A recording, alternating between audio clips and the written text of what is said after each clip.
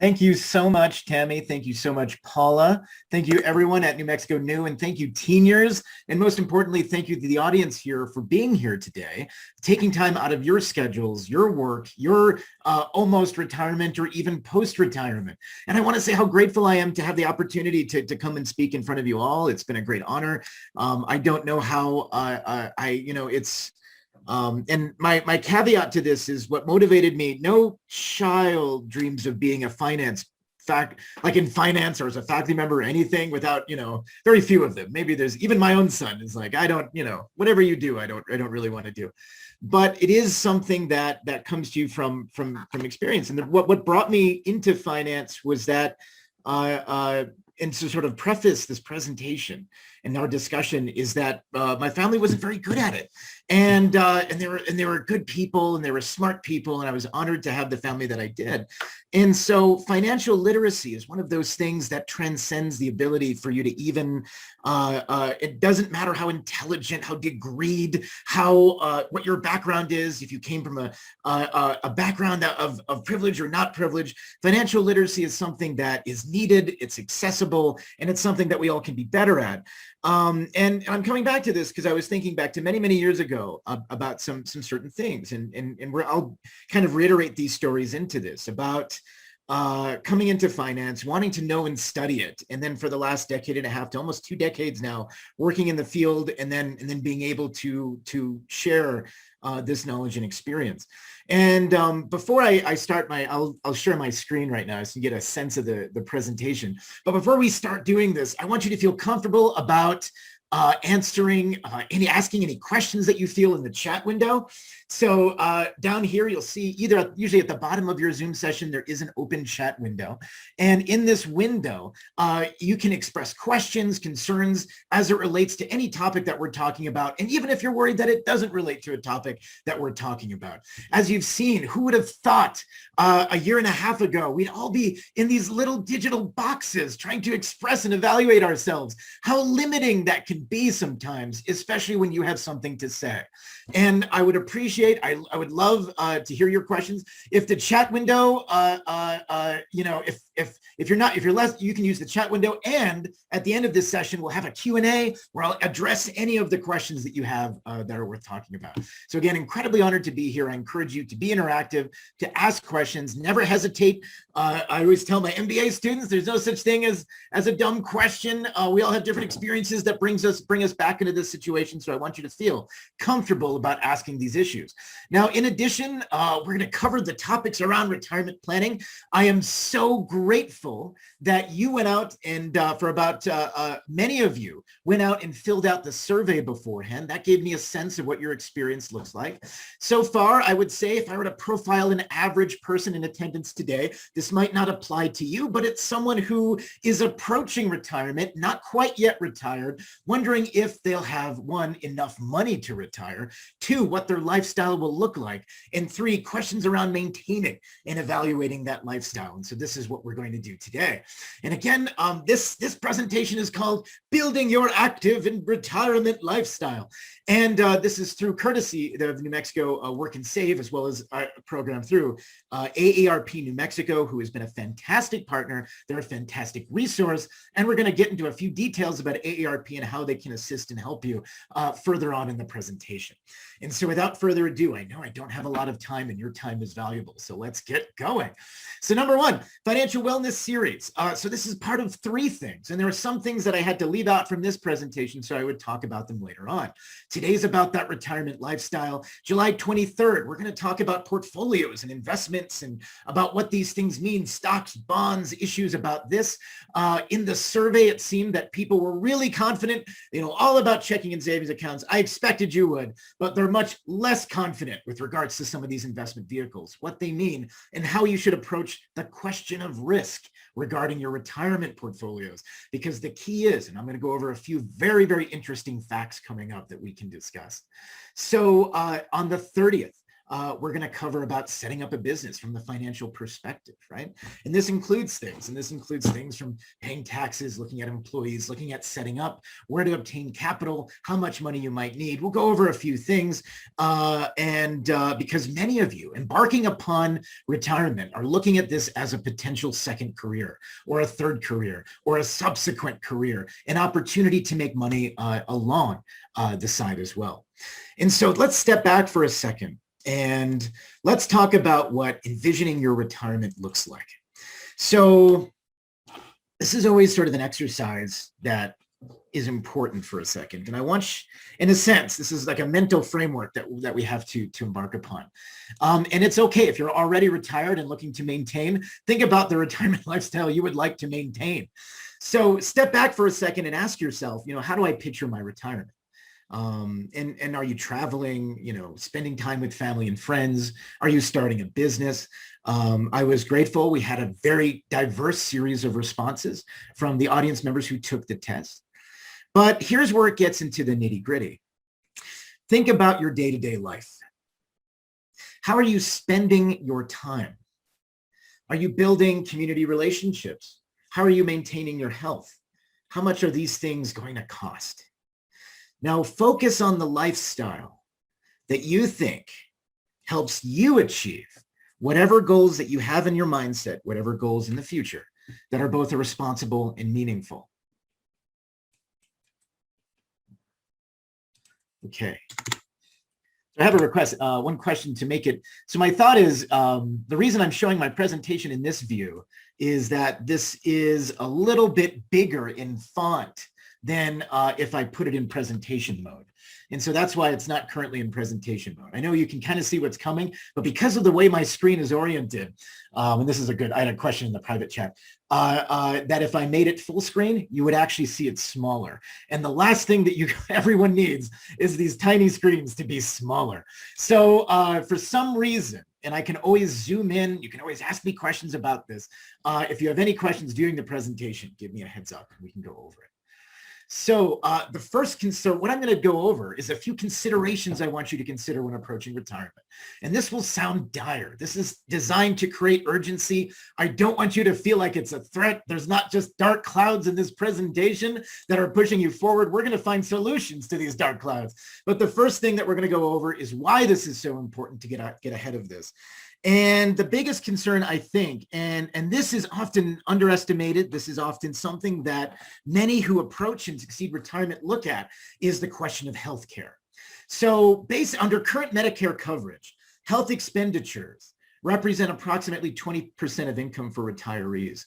By 2050, this is expected to grow to 31% of income. We don't have an answer yet to accelerating healthcare costs across the economy. 70% of seniors who reach 65 years old this year are likely going to need some form of long-term care.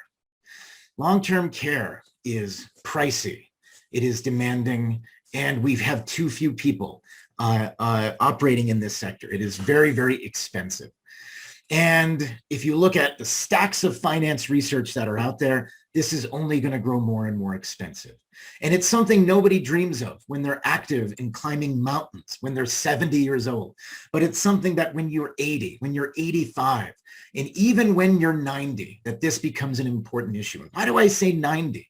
90 seems an infinite, it seems very far away, out of the specter of the sphere. We always joke and you say, oh, five good years, 10 good years. But if you have, between you and your partner, there is a 50% chance that one of you will reach 90. Will you have the financial resources at that time to recover it? It's a strange thing. Imagining preserving enough financial resources, but then not knowing how much time you actually have. And that is the riddle behind financial management, is how can we ensure that we're giving you enough, there's enough space so that you don't have to end up in a situation of greater poverty, as was pointed out by Paula in those previous slides, that many New Mexican elders will find themselves in the future. So let's talk about this, spending, right? And this is very interesting. So JP Morgan ran an extensive study regarding retirement spending upon the conclusion of retirement. Basically, the way, as you have figured out, the way that we spend money changes as we get older and even into retirement. but that when people retire, their income is reduced and they have fewer resources typically to live off of. We actually observe a spending surge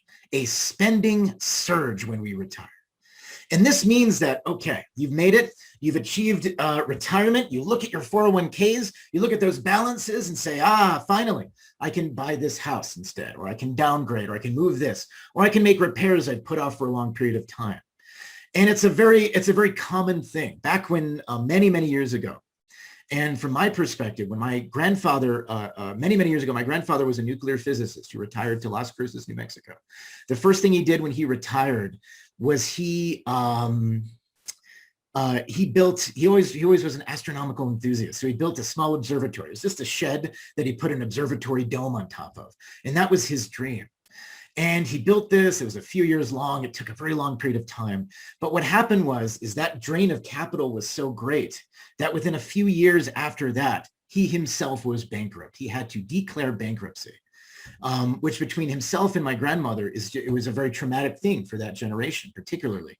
And bankruptcy, even if you view it as something that's comfortably, and it should be viewed as an option in dire circumstances, is always stressful.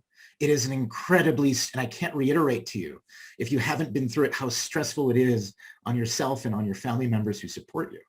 And so spending in this way becomes or you support them, spending becomes a really big issue. And the way that we look at this, and there's one line here that I want you to look on, and that's healthcare. Healthcare expenditures explode after the age of 65. And there are ways that you don't predict. They're never ways that you can necessarily foresee.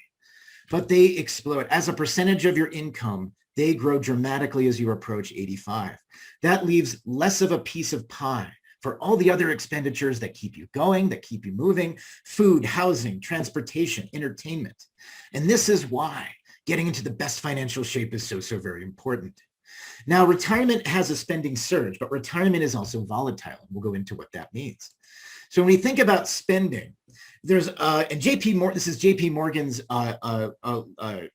assessment, and they divided retirees into a few categories.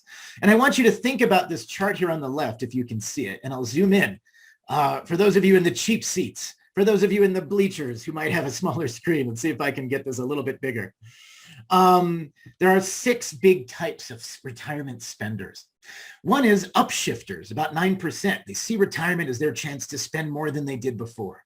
Things that they've held off for years, they're starting to do. And I want you to, even if you're not part of this, I know there's a tendency to be like, judgment, but it's also a tendency to be like, this is very empathetic. I have friends just like this if they're not myself. They see it as their window to say, this is the time for that extra. This is the time. I need that hot tub. I need those things. I can finally drive that nice car that I've been denying myself for 30 years because I'm retired. You have temporary upshifters. They increase spending temporarily. This is one-time deals. These are people who buy a single large item, a single large purchase. Steady Eddies, we call them, in JP Morgan's terms, steady Eddies. This refers to consistent spending over time. If you spent this way when you were working, I'm going to still spend this way when I retire. And then you have downshifters and temporary downshifters, people who acknowledge the loss in income, and then they have to reduce spending across a large number of sectors. There's no right way per se in your retirement, but the people that are at least considering looking at downshifting or changing the nature of how they spend money often end up in better fiscal shape. Roller coaster rides, people who spend a lot of money and go into spending they'll spend a lot of money one year, they'll spend a little money the next year, they go back and forth. That's very, very volatile. So we actually looked at this and we actually surveyed retirees of how they spent money after they retired. So I would say a sizable minority spent more across a large number of sectors, but most people spent less. And where did they spend less? Food and dining out, auto and transportation, travel and entertainment, education and student loans, gifts and donations. In that case, between 35 and 50% of retirees spent less. Many spent about the same. But the idea is think about how you divide and see your expenditures as part of your portfolio. What you think right now you'd spend more on and what you think you'd spend less on. Healthcare is something you might spend more on, if not at the age of 65 or 75, certainly by 80, 85. Think about the way that we look and evaluate these things. Now, a third consideration for you. Look at uncertainty. Why are we here today? And this is a really interesting thing. Back in 1980, the Congress had passed a few laws that for the first time, legislative initiatives for the first time that allowed for the creation of what we call a traditional IRA, an individual retirement account. Now, up until 1980, and I like 1980 as a good differential. In 1980, about 46% of private sector workers were covered by pensions. In a pension, the pensions are fascinating things because you don't have to do a lot of legwork on your end to figure out the finances, to figure out, okay, I have to contribute this much. This is sort of done automatically, as you remember. Or you're open to a pension, and there are some circumstances you might have a choice between a pension and a 401k as you approach the 90s. But because we shifted culturally from a society that gave typically pensions to retirees to one that opened up accounts like 401ks, we shifted the onus of providing knowledge, the onus of being able to learn about finance, to be able to understand it, to be able to comprehend risk and return onto the individual from the corporation. And in many cases, we did a really bad job at this as an industry and as an individual. For instance, today about 3% of employees have pensions alone. Additional 12% have access to a mixture of defined benefits. But there's a lot of behavioral research that goes into as well. Maybe you had a choice for your 401k. Maybe you were automatically enrolled. Maybe your company offers something like matching, where you say, oh, I can put up to 6 or 7% of my income. It'll be matched at 6 or 7% as well. What we don't tell you is that if you're not automatically enrolled, or you're automatically enrolled at a really low level, 1% or 2%, and you don't have the wherewithal to get on your phone and call them and say, listen, my pension is too low, I would like to up it manually. Very few people actually do this. So a series of papers starting in 03, 04, 05, all the way today, we've documented this issue, is that people will typically gravitate towards what's given to them. And very few times people have the onus, the chutzpah enough to ask their company to say, wait a second, let's consider increasing my annual distributions. And people are hesitant and they don't do it. And so people end up underfunding their retirement. Now, when you plan for the long term, odds are that one person, if you're a couple, who will live to be 90 or 50%, what does that mean for your retirement? Always overestimate your expenses when planning. And I can't say this over enough. It is a gift to overestimate and then have more money than you thought you would have. And then for those of you who are looking at questions like, do I retire early? Do I do this? These are very, very good questions. And they're really good questions to have, and they're highly dependent. When I worked for a bank back in the 2000s, I worked for a bank in Boston. My boss, it wasn't my boss per se, it was another coworker I had. My boss was the regional president, and I worked with a portfolio manager named Fred, who was he was a really outstanding, dedicated worker. He said he was going to retire at the age of 65. He had it planned out, but the problem is the year that he said he was going to retire was 2008. He was heavily invested in large amounts of stocks and a lot of risky things. He lost 40% of his retirement portfolio. He had to delay his own retirement until when I flew out from New Mexico to Boston in 2016. He had to delay his retirement 8 years until he was approaching 74 just to recover what he had lost in the 2008 financial debacle. So I would say, so when you think about early retirement, all these things, plan to retire at 65 or 67. It is always better to be happy about retiring unexpectedly early than feel terrible about having to work longer. It is terrible to feel like you have to work to your 70, 75 and not have the opportunity. All right, so consideration 4, beware of financial fraud. So I know this is something important. We can cover this a little bit in detail too. But I want you to be aware of this. And this goes beyond asking you or bringing about the question of, oh, I know you're smart and I know you're cynical. And I know everybody in this audience, because they're here, is proactive about their financial services. You're all planning on starting your business. You've looked at the New Mexico news schedule. You're like, I'm building my best life right now. Nobody can be fraud. All of us can be victims of financial fraud. in California, my dad's mother lived in California, born in San Francisco her whole life. And she was a school teacher. And when she was 88 years old, very smart, very exacting person, she called me up on the phone and said, Reilly, I think I made a mistake. And I go, what? And she goes, somebody called her and said, and offered her, and this isn't fraud in the sense that somebody was stealing her identity. This is fraud in selling her something that she didn't want for an overinflated price. They offered her 6 gold coins, and because she loves collecting coins, each of these coins was 1 ounce, and at that time, 1 ounce of gold was about $1,000, and 6 gold coins for $50,000, which actually was the entire balance of her retirement plan, more or less. And she did it because she was sold by a huckster that this would go up in value to $1,000, $2,000. That ends up being something like $7,000, $8,000 a coin, which is an upmark of 7 to 8 times. And she was very smart. She lived to be 97 years old. She was active in her community. She was driving around. She was the essence of somebody that you could want to become as a retiree in their 90s. And she was uninhibited. She lived on her own by herself and did it herself. And she was still a victim of somebody who came in and did it. And so she's like, can you call them? And then I had to call them. And then I may have fibbed a little bit about my position in the bank and my willingness to necessarily apply for a lawyer. But what happened was they reversed the charges and she was good. But then she said to me, don't tell my kids about this because it's embarrassing. And I can't tell you so, oh my gosh. And I didn't tell you now. Now I can talk. I'm talking about it with a group of strangers online, right? This is fun. No, but she's passed away, and she was a wonderful woman. But she was so hesitant because there's that sense of, how could I be so foolish? I don't want you to fall into these traps. And this is not about today. This is about in 5 years or 10 years. And this is about you not being smart enough or doing these things. This is about you coming from doing something active. You come inside, somebody gives you a phone call. They say they're from the IRS or the Department of the Treasury, and they make an explanation. And immediately your thought isn't, this person is trying to rip me off. Your thought is, my gosh, I must have messed up somewhere. How can I fix this? And you end up being a victim of fraud.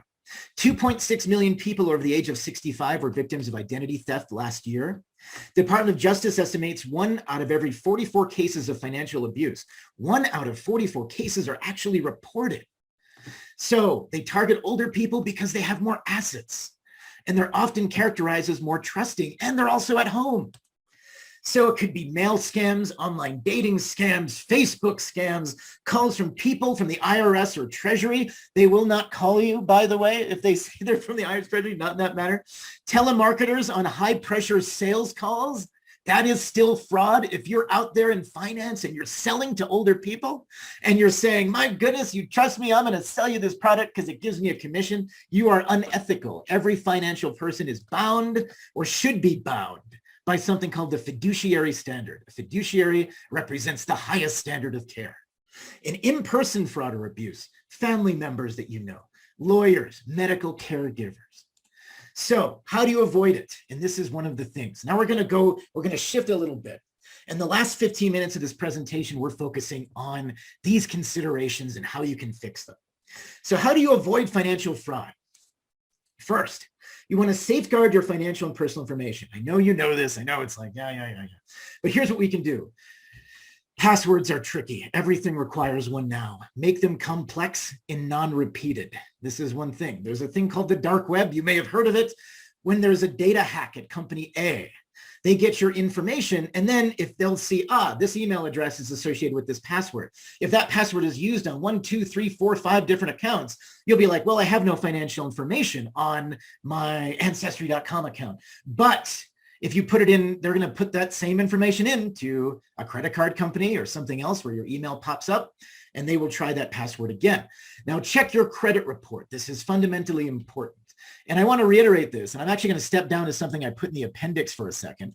Credit reports are always useful things. Most seniors have some of the best credit scores out there because of payment history. Where do we get credit scores from? 35% of that algorithm is payment history. So you have extended payments on credit cards, mortgages, and other things. That's to your benefit. Credit cards also are credit score determinations also based on credit utilization. Taking out a credit card with a big potential balance, but not using it is a way to boost credit utilization. Length of history, very favorable for many of our active seniors. 10%, our new credit, 10% is the mixture of credit that you have. But what people will do is they'll take advantage of you. And if you don't check those reports, which are accessible for free, you won't be able to detect fraud when it happens. And just make sure you do it regularly, make sure you do it consistently, and make sure that you do it in a way, that you do it in a systematic way. Equifax, TransUnion, and Experian. Those three websites, my guess is you've already pulled your credit score before. You're entitled to a free report from them every year. I would strongly advise you check it quarterly. Review all your financial statements. Don't sign anything until you've verified the company, and don't feel bad about asking for help to see if it works. This goes for everybody, and I would give the same presentation to a group of 25-year-olds. If you realize too late that you made a payment to somebody that might feel that you thought about this later, you were being nice on the phone, and then you realize, my gosh, I just did something that somebody is out there exploiting me. Initiate a stop payment if it's a wire or check. Add a fraud alert with your credit reporting company that prevents any new debts from accruing, and contact your bank and credit card companies. Department of Justice is clear about this. Get involved, prevent the risk, and report it if it happens. elderjustice.gov is a great website, a great source for this thing. Don't be taken advantage of. Okay. That's the end of the dark cloud section. I'm going to vacillate this into watch out for these things. No, I don't want you to do this, I swear. But the point is, it's okay to feel like this is questioning. It's okay to feel vulnerable is what I'm saying. It's okay to feel like these questions don't have answers. So I want to start off by highlighting one of our key community resources, which is AARP New Mexico. AARP New Mexico has been an incredible force that has helped a lot of New Mexican workers through the Work and Save program. About 340,000 people across New Mexico did not have a way to save for retirement at work, which puts them at risk of not being able to afford everyday expenses like food and healthcare. We're going to go next. Things like Social Security is almost never enough. With the new Work and Save program, it allows you to easily save for retirement right out of your regular paycheck. When you change jobs, your retirement actually moves with you. And AARP believes that a hardworking New Mexican should be in control of their financial future. And they say they do not stop fighting for you in the legislature and everywhere else. They've done a great job at trying to mobilize a lot of forces behind getting people prepared for retirement, something that we do not do a good enough job at as a society. So one thing is, there's a link here. These slides will be available. I know it's very hard to read, but it will be available. And you'll see this over and over again, nmsto.gov, about the Work and Save program through AARP New Mexico. Please check it out. Please check it out. And we'll go into more of that soon. So anyway, let's keep going. So meeting the challenge. Okay, so what are we going to do? And I have the three big demographics that we have with us today. 50s, 60s, 70s. It's like a radio station. 50s, 60s, 70s, and today. So savings obstacles and solutions. What are you going to do? So you're in your 50s. Obstacle to saving is economic downturns. They happen. Indeed, every 10 years, but we don't know when they're going to happen. Last year was one. Are we afraid? And I will guarantee you in the next 10 years, we'll have another one. Financial support that you have to give for both children who are now approaching or maybe in college, as well as you're sandwiched in this position where you have to provide for your kids, as well as your parents who are now elderly and in need of help. And so the 50s are often an incredibly pressing time financially. So I'm going to go over a couple of these things. Your solution is, if you don't already have a 401k or an IRA, open one up and use the so-called catch-up provisions that they have that allow you to contribute more money than you would usually have in a given year. And we're going to go over those.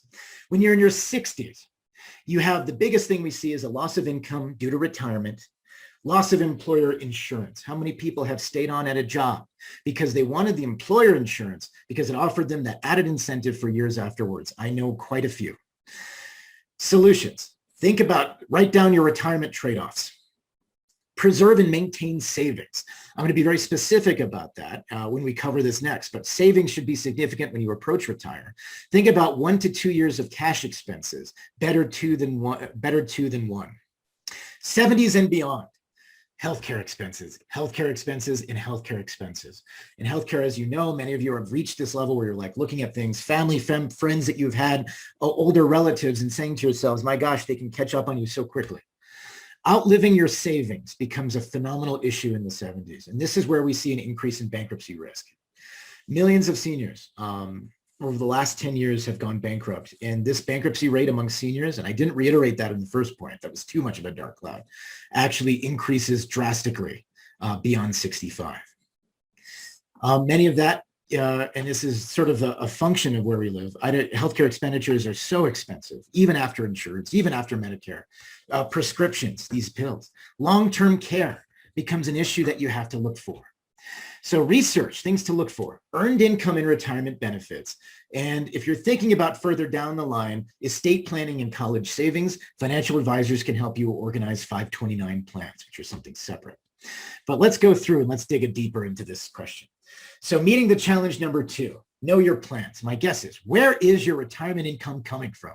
First one, everyone points out, this is the one they've earned, they paid into their whole life, Social Security benefits. Second, employee-provided retirement plans like 401ks. Then you have things like government and private pensions. If you're at the labs or if you're at an institution or an educational institution, you might have PARA or New Mexico ERB. Pensions can be tremendously helpful. Asset income, things like earnings that you might have from your investments that you have made, and then earnings themselves. And earnings themselves might mean working after you finish retiring. And what does that mean? So let's go over a few of the big ones. So the first thing is Social Security. We've heard this a lot of times. At the end of the day, somebody throws up their arms and says, I'll just live on Social Security. So this was established back in the 30s, but the average monthly payout is only about $1,382. And to qualify, you need about 10 years of work credit. So actually, let's, before I want to reiterate, $1,382 is the average monthly payout. You can actually go to this website, ssa.gov, and do something called a quick calculator of what your benefit would be. The first thing I would do is understand how much money that you think you can get based on your years of experience. So $1,382 a month on average is not enough. If you live in a place like Santa Fe or Albuquerque, rents increase at such a rate that it's very difficult, even with cost of living expenditures built in to some of these, you can end up in a situation where you're quickly looking for cash. If you retire at age 62, you receive a reduced benefit. Now, what happens is, depending on the year of your birth, if you were born 1960 or later, the year for your full retirement age to achieve those full benefits is actually 67. If you were born before 1960, and it depends on a very specific, there's these little bands that they have. I copied them here so you could see them quickly.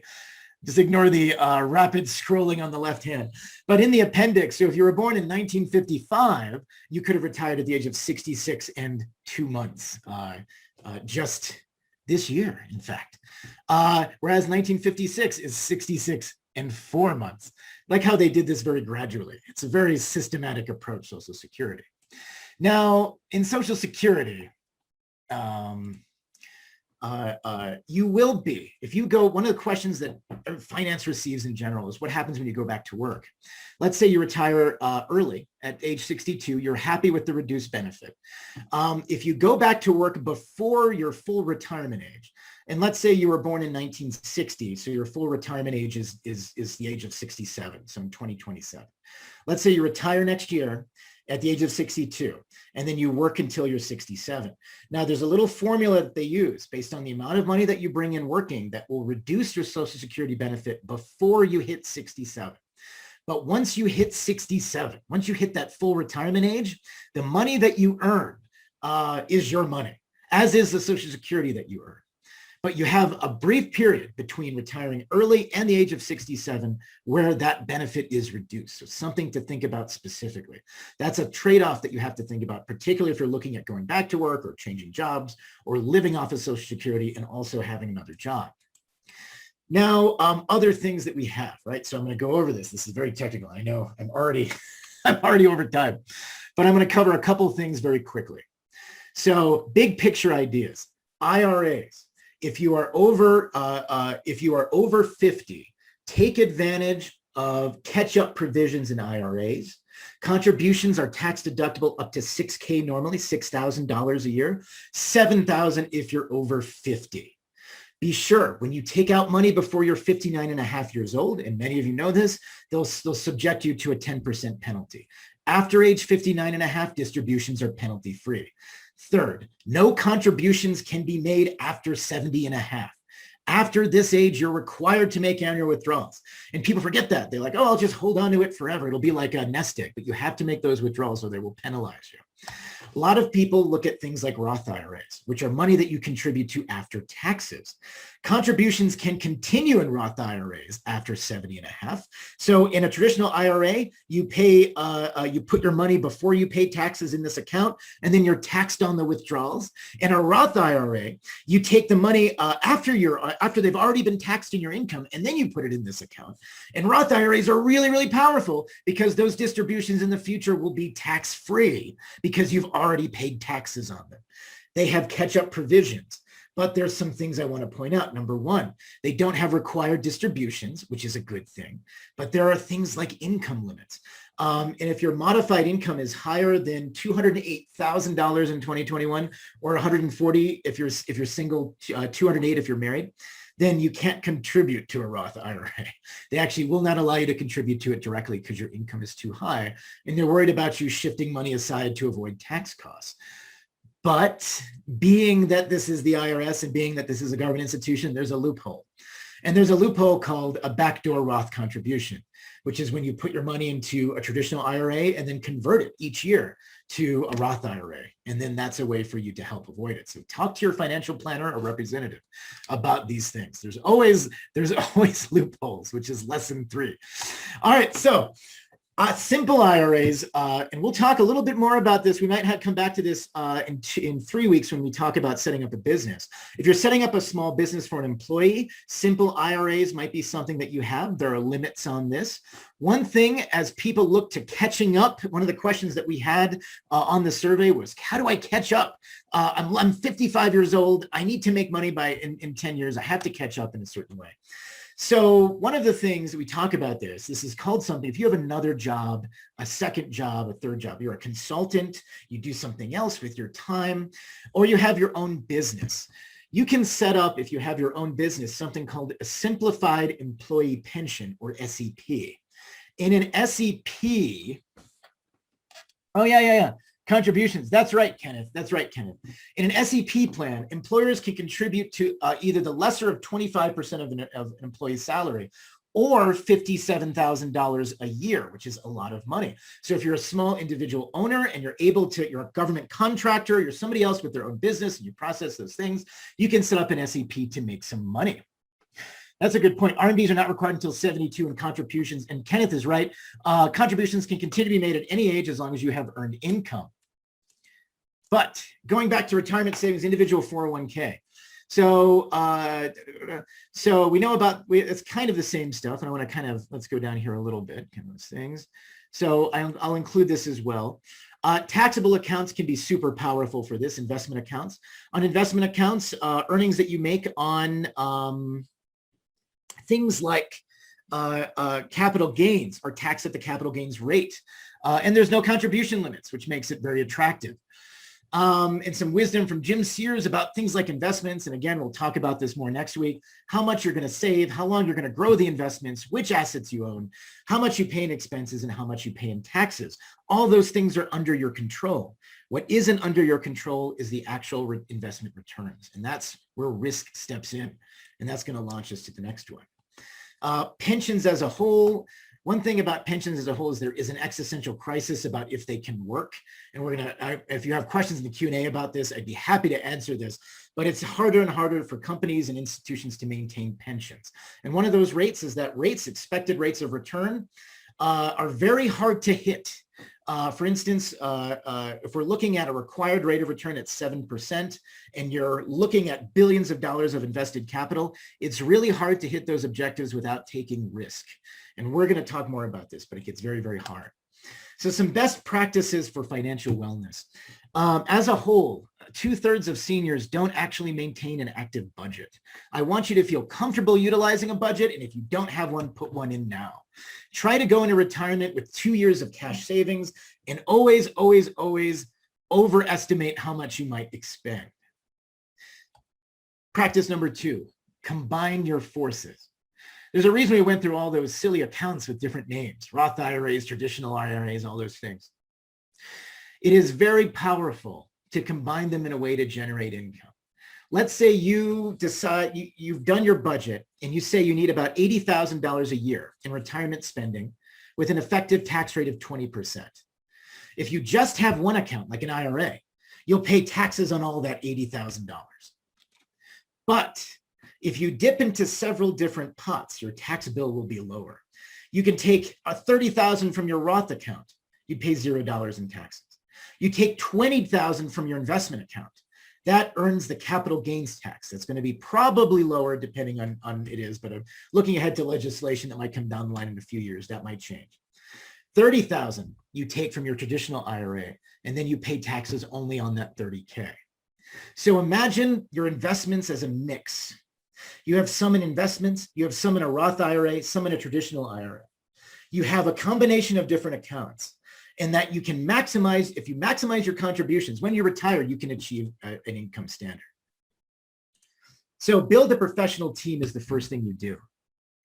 Hopefully, and my guess is many of you already are, it looks like a slight majority have met with a financial planner of some kind. I would advise you look for 2 specific certifications, CFPs and CFAs. CFAs are Chartered Financial Analysts. CFPs are Certified Financial Planners. CFAs and CFPs have gone through a series of testing. They're evaluated on their learning and abilities, and they can understand you, and they're bound by fiduciary standards. They won't sell you something you don't need. So investment advisors, they're paid usually as a percentage of the assets under management. 1% is an often AUM. That's called 100 basis points is 1%. You might have cheaper or more expensive investment advisors. They'll be paid $10,000 a year in addition to this commission. Look for fiduciaries. Make sure they have a fiduciary standard. Do not talk to anyone who's not comfortable with that concept. Fiduciary standards are the best standards of care. Only work with someone you trust and shop around. Shop who makes the most sense to you. Tax professionals. This becomes important, particularly if you have multiple accounts or you're planning on starting that business in the future. How are they paid? They're going to be paid with a flat fee, usually for simple accounts, or an hourly rate for more complex ones. And insurance professionals get paid by commission. And I would reiterate here, their net insurance can be incredibly necessary for some things, but be careful and always use your common sense. And the last thing, of course, is an estate attorney, also an hourly paid. Things you don't need. Last slide before the Q&A. You know you should budget all your expenses. Don't spend more than you have to, and always get a second opinion. Always ask somebody that you trust, does this make sense that I'm doing this? Somebody that will always give you an honest answer. But I want to point out 2 products and services that are suspiciously, people regard with too little suspicion. And some of these can be brought about by having the right frame of mind and having the right focus. The first is life insurance for seniors. So I know you're in a position right now where you're saying, I need to provide for my significant other if I pass away. Or, and this happened to my grandfather many years ago, before he passed away. He was in his mid 80s. And he decided he didn't have any, this is after he went bankrupt and he had this thing, he had no assets to give to his children, but he symbolically wanted to give something to his children. So he took out a life insurance plan. The life insurance plan premium was over $1,000 a month on a $50,000 plan. And think about it this way. So it's a 3-year plan. You spend over $36,000 in that 3 years for $50,000 of insurance. And I know that your aspect is, I don't want them to worry about expenses. Don't want to worry about these things. If you had taken that same $1,000 a month and put it aside into an account and invested it, went to your financial professional, left it growing over that period of time, you would be in better shape. And he ended up, he lived longer than the plan. And so when he did pass away, he didn't receive any life insurance. But this happens all the time. Reverse mortgages are another thing. This is often given for people in more desperate situations, which takes the equity on your home and converts it into income. But that often comes with high interest rates and high fees. And also the caveats in some of this form, what makes a reverse mortgage a little bit different is that it's really tempting to use this to do something like pay for medical bills or credit card bills over a period of time. But the loan under most of these provisions immediately comes due if the occupant can no longer live there. So out of your control, suddenly you go into, you need an elder care facility, you need something else at some point in your 80s or 90s. That loan comes due immediately and then takes away from your opportunities and potential for superior or better senior care when the time comes. And so I get very, very, I understand there's that certain right of people in the finance industry to go out and say, if I can sell whatever I want and it's up to them to not buy it. I think that's a poor standard. And I think you should always look at these with a grain of salt, be critical, as cynical as you are in your actual fields, as cynical as you are from your backgrounds and experience where you come from, and evaluate each of these plans cynically. Oh man, so I ran a little bit over time. I apologize. Q&A. Questions for anyone, from anyone here. And thank you all for staying along on this magical ride through retirement planning. And I thought we could go into more details if people had some questions. Or anything you want to see that you felt, I know we didn't have time to cover things in too much detail, but we can dive in a little deeper. So Reilly, this is Paula. I have one question about Social Security, because, and you spent a lot of time on it, but how is it going to last? I mean, we keep hearing all these fear mongering about it won't last until, and it will run out. So what's your opinion on that? Oh goodness, Social Security. That is certainly an existential thing that we can talk about. I love that question, Paula. So one thing is, let's think about the first question is will we run into a situation of crisis with Social Security? And let's talk about the federal budget. So for instance, right now, we have a certain amount of outlays, and of the outlays that we have, a certain percent of it is what's called mandatory spending. I know this is really tough to see. Stuff that we have to spend, mandatory spending. For instance, discretionary spending includes things like defense and non-defense. Mandatory spending is the majority of where our revenues go. The biggest chunks of that are Social Security, 38% of that, Medicare, 23% of that, Medicaid, 15% of that. These are sizable numbers. Sizable numbers of government of our money goes in this direction. Now, when we think about the way that Social Security is constructed, when people pay into it and it's managed as a fund, they've tried a few ways to change the formula of it. So for instance, now the fact that many of you have to retire at 67 as opposed to 65, that represented a change to make it more enduring over the long run. What's going to happen likely? And the question is, of course, when do we pay the piper, right? So economic consensus is always of the question of, what happens, can we maintain deficit spending indefinitely? Will we have to do this? Well, there's a lot of negative externalities that happen with this and consequences that happen when we spend more money than we have for many, many years. And the demographics are getting older in this country. More people are wishing to be retired. But I would say this, so right now, so if you're 55 and above, it's unlikely anything's going to come around the bar soon enough to get rid of those Social Security for you right now. If you're younger than 55, 50, 45, 30, 35. I've got a couple, I noticed a couple of former students in here and there who are a little bit younger than that probably.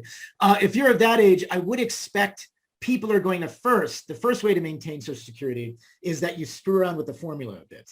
So if more people are older, you have to, and it's based on the ratio of the amount of people that you have employed versus the amount of people that you have retired. And that ratio is shrinking as the number of retired people are growing and growing and growing and growing. And you've been paying into this system your whole life. You've earned this entitlement. And you're at a level now where you're saying to yourself, man, I've earned this. I can make this happen. Now, they'll likely have to make changes. But like in the case of pensions, it won't affect people as they approach retirement unless we were in an absolute fiscal and economic crisis, which I'm not ruling out. I wouldn't have predicted 2020, but here we are in 2021. So my prognostication levels get a little bit tricky as we get into the details. But regarding this, unless we're in a severe situation, expect that when you're 50, 55 and over, it'll be fine. But I would expect that we will have to shake this boat, and that will deal with the formulas first, not retiring till 70, for instance, before receiving a reduced benefit. And the thing with Social Security as a whole that I want everybody to remember is that in any sense that you can control it, try to make sure it's not your only source of retirement income, because it will not be enough. Even if it's enough in a good month, you've budgeted so well, I can pay for rent, I can pay for groceries. It's the not good months that ruin people. It's the odds. It's those, what we call tail events in finance, when you think about a distribution of risk. And we're always exposed to some risk that there's a health crisis this month, or I need to have this treatment this month, or my car explodes this month. Anything can happen that brings us down in our financial profession, in our financial security. And so I want you to think about expanding beyond Social Security. You'll notice that in this mix that I put here, I deliberately left out Social Security as a source of income. And that wasn't to undermine it as a potential source of income. I would ideally, you pretend that it's not there, and it's extra money that comes in to supplement what you already have. And I want to point out, I had some great questions here. If you send me a direct message, I'll make sure you're anonymous. I won't quote you. So we have a good comment from one of the attendees. It is incredibly easy to spoof caller ID these days. The caller can look like it's an IRS. You can look up the number and it seems to be the IRS. And one of our attendees said, there's a great podcast by AARB called The Perfect Scam, which shares various schemes to rip people off. Good, especially for those with aging parents, they say, who trust phone callers. So I want to thank you so much for that question and comment. I really appreciate that. Very good point. So check out The Perfect Scam AARP podcast. Be aware of this. I love that. Ooh, very good question. So another question, a private message. What is your projection of mortgage rates in the early 2020 timeframe? Ooh, I love that one. Hold on. I have here one of the best parts. I was trying to prepare for any question that you all would have. And I have actually, let's see if I can grab this really quickly here. I've got some data that I can send you. Let's see here. So we have two things propelling, it's a jobs report in June. That's something else. I gave a jobs report off the last Financial Center. Let's see if I can switch slides a little bit here. So I'll share this screen. Let me get rid of this. And I'll show you a graph really quick of mortgage rates. And I'm going to use one of the coolest resources I have to use this, and I'll actually link it to you in the chat window, is called FRED, which is the Federal Reserve Economic Data. Oh my gosh, thank you so much. This is great. So this is a great question. So here's the thing. So you probably looked at this. This is the Federal Reserve Economic Data.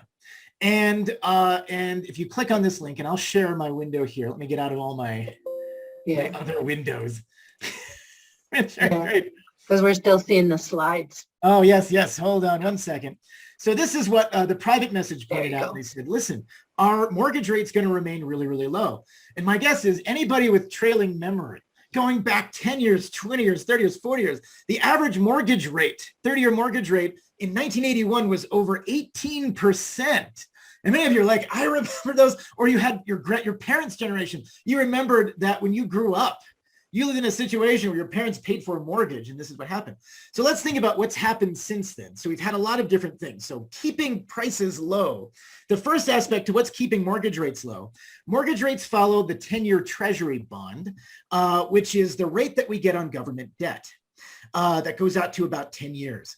And as long as if a lot of people still want to buy government debt, the government can get away by having really, really low rates for these things. And if nobody wants government debt, then the rates go up in value.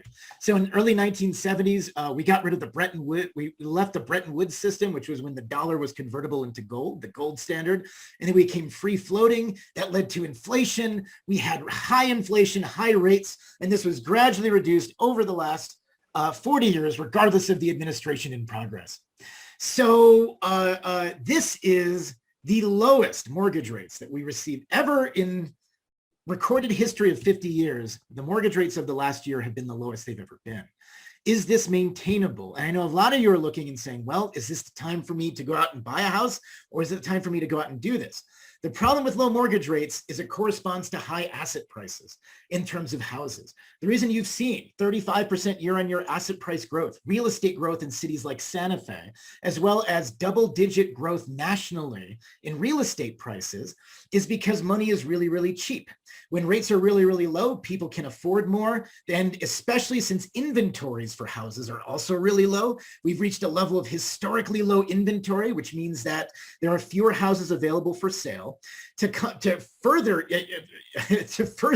reiterate our home purchase problems right now, there is in the early part of the economic recovery in spring of this year, when COVID happened, a lot of producers and suppliers cut the production of stuff, supply chains, right? So they cut the demand for silicon chips, they cut the demand for a lot of things that get the economy humming. And so what happened is we had these, as demand increased, people couldn't match, they couldn't meet the supply. So things like lumber went through the roof. Things like steel price increases. Lumber and steel are two fundamental components to building. And so what happens is ultimately supply and demand argument. You need a big supply, homes being built plus homes for sale, and to meet an increased demand of people wanting to buy homes. And consequently, prices have shot up. So the problem with this is, I know that's a good question involving this. Will this remain forever? So right now, projections, and the best part about economic consensus is that we're always wrong if we go ahead 10 or 20 years. We're very good at making projections. After 1 or 2 years, our accuracy as a field goes down substantially. But the expectation is that those 10-year yields will come up. There is, and I guess I would look at it this way. There's very little chance. We can't really go down much farther than where we've gone down in rates. But there is a big upside risk if rates increase, and that will increase prices. But I want you to be careful, and I want to reiterate here that this is something that I don't want you to feel, oh gosh, like I'm telling you to go buy a house. Rates are corresponding with a historically robust real estate market. And it's up to your own financial decision-making if now is the time to buy a house. Talk to your financial planner, talk to your financial representative, if that makes the most sense for you. But the expectation is that the odds that will go up in price and the rates that'll go up are much higher than the odds that they'll go down. There is a mid-level chance that they'll be stable for a while. The markets right now are showing an expectation of they're worried as we shift from a recovery economy to a long-term growth economy. Growth rates are expected to slow. And if growth rates slow, that means that the Federal Reserve will keep rates low and all these other things. The Federal Reserve sets one rate, that's overnight lending to large banks, but it has a big effect on all the other rates that we have in our economy. Oh my gosh, so many things to talk about. I love that question. That was a great question. And you can ask them privately or in person. This is privately or out loud. What other questions do you guys have? So I don't have a question. This is Jody Robinson. Actually, it says Joanne in the, but thank you. This was a huge amount of information, really, really good information, a good summary. And I guess my advice, and you would probably say this if you haven't already many times, is that the best thing that somebody could do when they hit, let's say 30, right? Mm-hmm. Is talk to a financial advisor and keep talking to them every year until they die, because things change. We were lucky enough that somebody said to my husband and I a long time ago, you need to meet with a financial advisor. We said, yeah, whatever. And we did, though. And we listened to her, and she every year She tells us what we have to do for that next year. And she doesn't just say, this is a suggestion. She says, you must do this, right? I mean, she's told us before, first thing she told us was, I can't do anything with you about your finances until you buy a house. You got to buy a house. So we bought a house. So that's, to me, in my life, that has been the biggest bonus, was having this person that would, like a mother that would say, you got to do this. I know you don't want to, and don't wait another, month. Do it now. So I really have a good opinion of financial planners and advisors based on the one that I had. And she has made a huge difference in my life and the fact that I'm now retired. So kudos to you guys and gals. I love that comment, Judy. Thank you so much for sharing that. I want to say so much. That's such a great, that is such a great perspective on this. So I want to reiterate on that too. And that's a very, very good question. Before I have one more question, that I want to go over something really quick that I forgot to go over. But to Judy's main point, getting involved early with a financial plan. And I advise I think financial faculty, I think economics people who are so confident in our knowledge about finance, we all need to talk to someone else. And we all need to talk to someone, because sometimes we're blinded by our own expertise in some areas to things that can make us better. So I'm glad that you made the jump. I'm so excited that you had a good relationship and have a good relationship with your financial planner. That is gold. And they do pay for themselves if done right, but always shop around. If you get a bad feeling about somebody, walk out the door. And I love it. You have to have that relationship with them, because they're going to tell you things that you may not want to hear or you don't want to do right now, right? And they're going to be bossy and pushy sometimes. And that's part of what you're paying them for. So that's exactly right. You guys are really tops in my opinion. Oh, that's great, Judy. That's great. We have one quick question. So this is a question for somebody who's in their late 50s. They're asking, they've never bought a house before. Should they buy one? It's a really, really good question. And so I encourage you to talk, of course, to a financial planner first, based on your own circumstances and based on those business. But in any real estate deal, one thing that we think about, a few things. The old adage is, do you feel you can live in it and support it and maintain it for more than 7 years, and ideally 10 years? In that house is the first question you have to ask. The second question is, what are the trade-offs to renting right now? What are the trade-offs to your budget?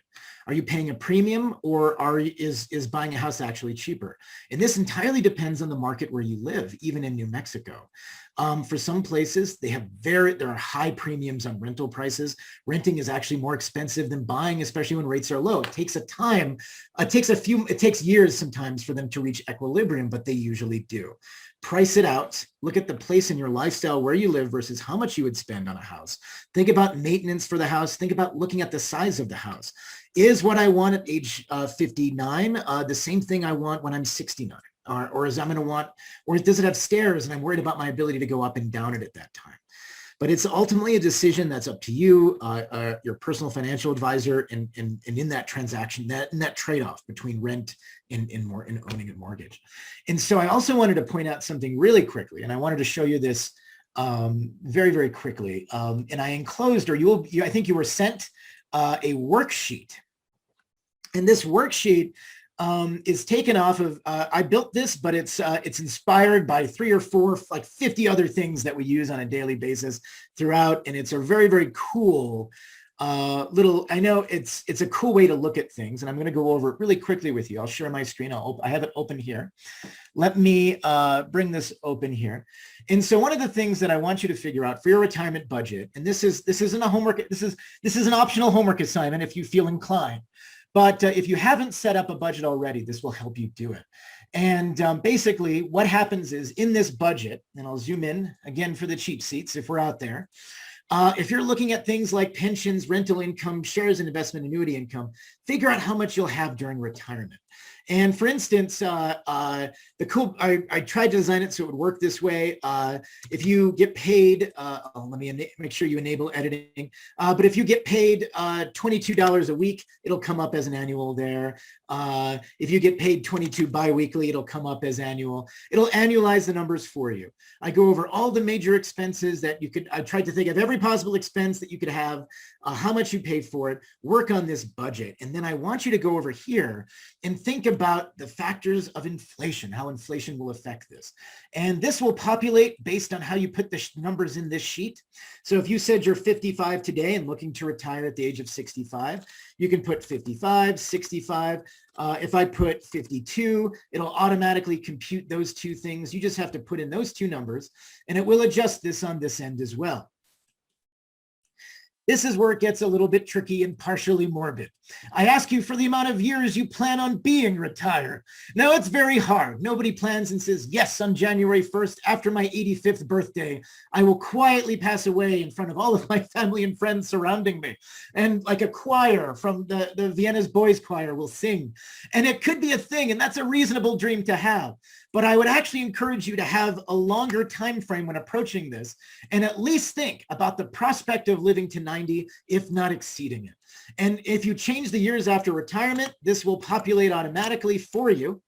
It'll say, oh, you goodness gracious, 14 years of retirement, 12 years of retirement. I've already outlived my family members, 5 years of retirement, 35 years, whatever it is, whatever makes sense to you. And then you have your years to retirement left. That comes from that previous sheet. You're 55, you retire in 10 years. Based on your budget, it tells you what your income is required at retirement to maintain that.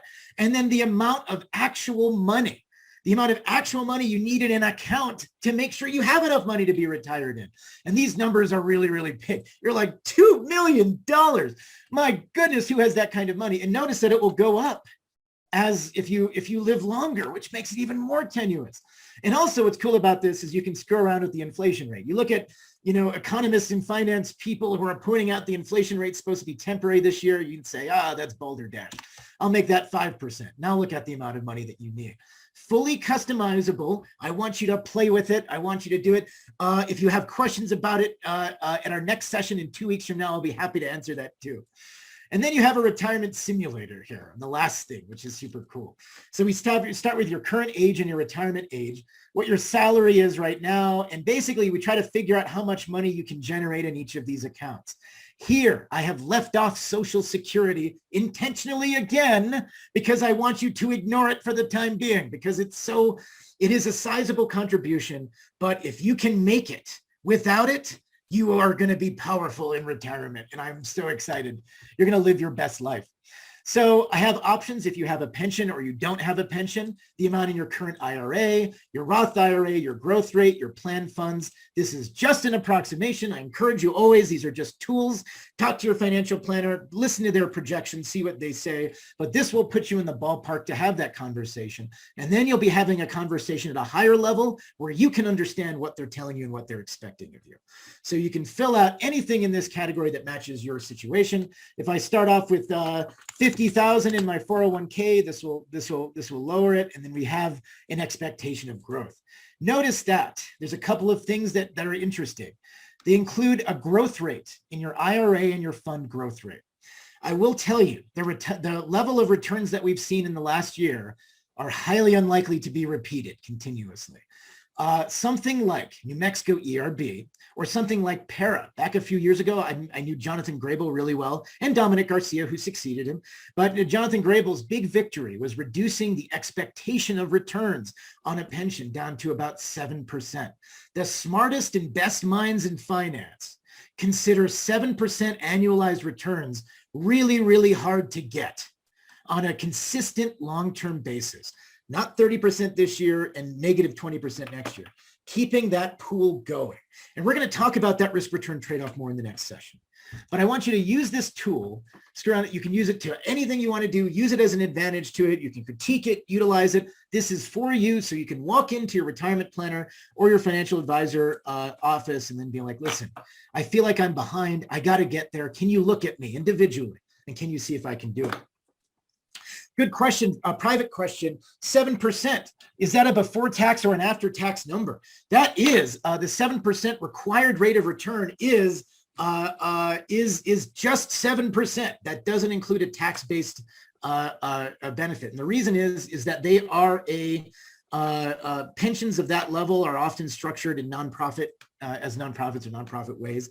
And so the way that they consider and evaluate taxes aren't aligned with how we might evaluate taxes on our investment income. So what you can do is, and I guess for projection purposes, is you can ignore taxes and then take them out of your income. So we know that if all of your money is in a Roth IRA, you won't pay taxes on those distributions, but you will if it's in a traditional IRA. And that also depends on the amount of money you make in that year.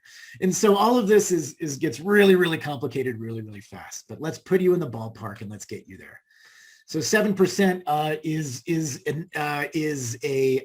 agnostic to tax return. Hitting 7% period is incredibly tough to do with a lot of money with a reasonable risk return level. So, okay. All right. So that's your big tool set. I think I've already overextended my welcome by a great amount. So thank you. Hey, no problem. Reilly, thank you so much. That was great. And I mean, that spreadsheet, I noticed it even had a little entry for toys. I mean, you went to that level of detail. That's good. You need toys for pets as well as your grandkids. Whatever comes first, whatever's most important. That's important. Indeed. And some of us have husbands that need more toys than other people. Yes. Bigger, expensive toys. Yes, Jody, definitely. I would limit that budget as soon as you can. Cars and airplanes. No, but you know what? The only thing good about it is that they're all going to be worth more when we do eventually sell them. Yes, exactly. All right. Well, thank you everybody for their questions. That was great that you made it so interactive. And you can see my screen this time. Yes? Okay, great. And we appreciate all the questions. We really want to make these learning events interactive and generate dialogue. So we appreciate all of the questions and you thinking about it beforehand and submitting it via chat. If you have any questions that come up afterwards, please feel free to, I know Reilly will have his information available, but you can also, from our website, there's a way to do an info@newmexiconew.org, nm-new.org. And so again, here's the upcoming events, right? 2 more for around financial wellness. Next one's around the portfolio. What should your portfolio? And going into a lot more detail than Reilly did today. That one is available, as you can tell, that one's available to register. Same thing with the one on the 30th. That's for if you want to set up a small business, if that's what you're looking at for your next chapter, right? You want to start a new business. That one's available for registration. Go to our website, and the website's up in the right-hand corner, and you can register for those today. And for the other 2, we're really excited about one that's in August, Dr. Steve Poland, really talking about coming out of COVID and how do you actually, using positive psychology, really work on being happy and flourishing. And so we're very excited about that. That and Chip Conley, of course, we're very excited about talking with Chip about transitions and the transitions that many of us are going through right now. We're very happy to have Chip. He's an internationally well-known modern elder and he is one of the creators of what's called Modern Elder Academy, if you don't know. So both of those will be very, very good sessions and very different than financial wellness. It's more like mental health wellness and helping you transition through what we're going through. So if you, those aren't available for registration right now, but if you go to the website and sign up on the mailing list, then you'll get the email for when they are open for that. Okay. So again, I want to thank our generous sponsors. We couldn't do this without them. And again, I appreciate Reilly working in the New Mexico Work and See. For those who aren't in New Mexico, that is a New Mexico specific, but AARP nationally is actually looking at that to start to see if New Mexico is a good example for having that in other states too. So talk to your legislators about it if you're outside New Mexico. And thank you to the legislators in AARP New Mexico for making that available in our state. So thank you to Nusenda Credit Union for their generous sponsorship also. And make sure if you are an Ascenda customer, tell them about that you appreciate them sponsoring education like this. All right, so we want to make these better, and we need your help to do that. So based on this scale, put it in the chat. Let's see, tell us what fits for your satisfaction with today's workshop. And we'll save the chat, and if there's any topics that you think would be great for future learning events that you don't see, let us know, and any suggestions about improving the current events and the way we're holding them. Right now, we are holding them online. That may change, and we may move to hybrid. We don't know. It's going to depend on definitely the state of the opening up. We appreciate that, and we think it's a lot easier for a lot of people to attend online. So let us know, though. We'd love to hear from you about that. So how many, and I was going to do a poll, but how many are planning to if it's there, I don't know. No poll was there, so we'll just say hopefully you are planning on joining us for the 23rd. We look forward to having you back, and we appreciate again you coming, and give us our feedback in the chat. I see a lot of people doing it. Appreciate you telling us what we can do better, how we can improve these. Riley, thank you again. Isn't he exciting? You wouldn't know that he's this economics professor. You're just one of the most exciting speakers. Oh, awesome. Thank you for your low standards. I really like it. I know people are like, he's going to come and lecture. And I'm so grateful for anyone being here. And again, follow up with questions and services. It's a great honor to speak both on behalf of NMU and all of these outstanding retirees here today and potential retirees. Really hope to connect with you in the future and see you around. Yes.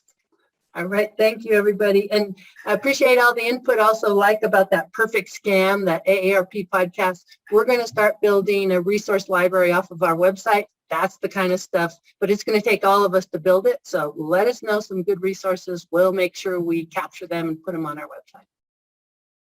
All right. Thank you, everybody. Good seeing you. Appreciate you being here.